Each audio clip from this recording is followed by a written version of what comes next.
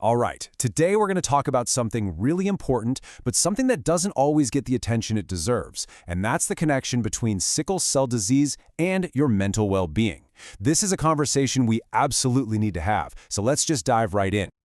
So let's just get right to the heart of it, with the one question that's probably on a lot of your minds. A question that so many in the sickle cell community live with every day. Can this disease actually affect your mental health? And the answer? It's a huge, clear yes, absolutely. For so many people, this isn't some abstract possibility, right? It's their daily reality. The connection is real, it's profound, and, just understanding that is the very first step to getting a handle on it. So here's how we're going to break it all down. First, we'll get into how the body's physical struggles impact the mind. Then we'll talk about that heavy emotional burden.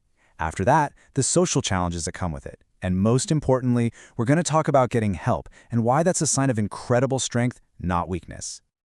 Okay, first up, the body's mental impact. This whole mind-body connection, it isn't just a vague idea. It's direct. It starts with the very real physical stuff the disease does to your body, and that, in turn, has a direct hit on your mind. So, let's lay the groundwork here.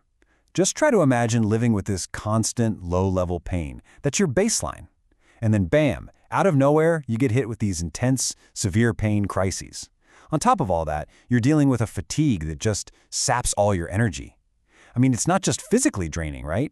It puts you in this nonstop state of stress that just chips away at your mental strength, day after day. But the physical stuff goes even deeper, to things you can't necessarily see. Because sickle cell can reduce the oxygen getting to your brain, it can have some real direct effects on how your brain works. We're talking about things like your memory, your ability to concentrate, even your mood and emotions. And in the most serious cases, this can even lead to strokes or these silent strokes that can really impact your cognitive abilities.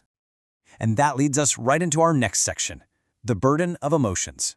Because, dealing with the physical symptoms, that's one thing. But carrying around that invisible weight, that heavy feeling of a chronic illness every single day, well, that's a whole other battle. Just think about that emotional toll for a second, that constant worry about what's next, the fear of another pain crisis just around the corner, always asking yourself, when am I finally going to feel okay? This isn't just a little bit of anxiety that comes and goes. It's a heavy, constant mental burden that really starts to shape everything about how you feel. So it's really no surprise that all these feelings can bubble up into things like depression and anxiety. I mean, the sheer unpredictability of a pain crisis, never knowing when it's going to hit, that's a perfect recipe for anxiety. And the weight of all that chronic pain and fatigue, it can pull you down into a real depression. For some people, the trauma of the pain itself or being in and out of the hospital can even lead to PTSD.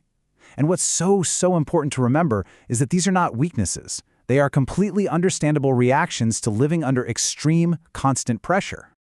All right, next up, let's talk about the social challenges. Because, let's be real, sickle cell doesn't exist in a bubble.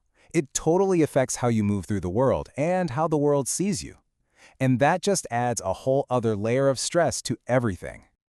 I mean, think about it. You're missing a lot of school or work. That puts your future on the line. And then you have to deal with the absolutely heartbreaking feeling of people just not believing you, not understanding how bad the pain really is.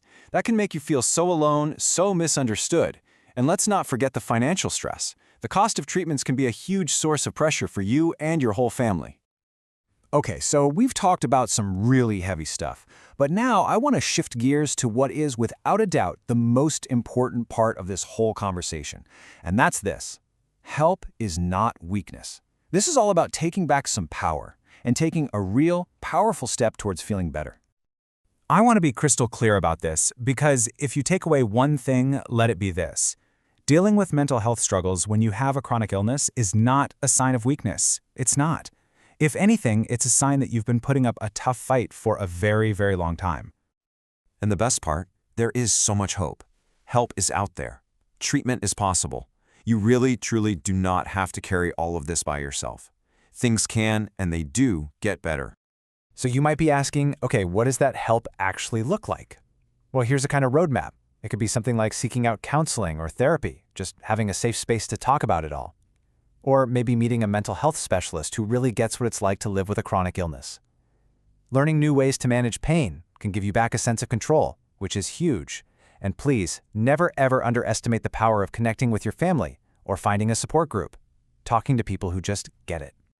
So, I'm going to leave you with a final thought. A question, really. It's not for me to answer, it's for you. Now that we've walked through how deeply connected your physical and mental health are with sickle cell, what's just one small thing, one manageable first step that you can take for your own well-being, maybe even starting today?